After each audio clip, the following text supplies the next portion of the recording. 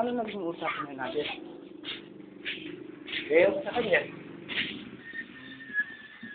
Kasi, ingat maaari kasi, niprotektahan ko kasi sa mga kapatid ko eh. Hindi ko sanang sila. Sabay ko sa ano. Tignan mo, bilisan mo. Kukulo na yun. Huwag ka nang napakausapan ka ng ano. Sana, bigyan mo na siya kung ano. Tsaka kung ano naman yung gusto niya. Ganun na lang ba yun? Tapos na lahat. Paano bang maganda natin gawin doon? Hindi na kami kakausap ng motor mula nung nandito sa inyo. Eh, hinihintay ko lang may usapang matino. Hindi yung puro galit na galit. Hindi naman ako nagagalit. Hindi nga, kaya nga pinagsasabi mo sa iba yung kaalis mo. Kasi marami na kasi ako narinig dyan eh.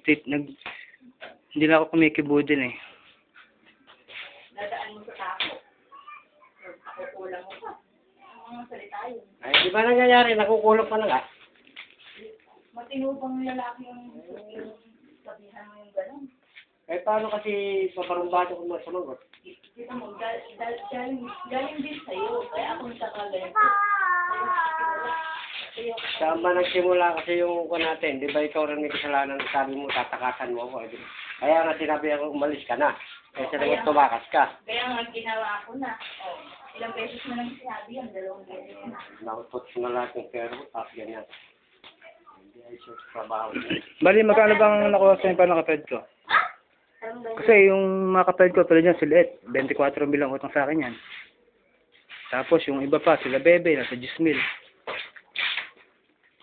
Kasi hanggat maaari, gusto ko mapabuti rin yung mga kapatid ko eh. Hindi naman siya napapasama eh. Hindi naman siya ginugutom eh.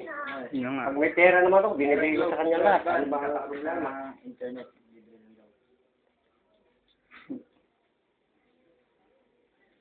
Kasi kung wala naman akong ano sa'yo, kaya kung gusto sa'yo ng kapatid ko, okay lang. Katulad nga, wala naman ako sinabi na nakasama sa'yo.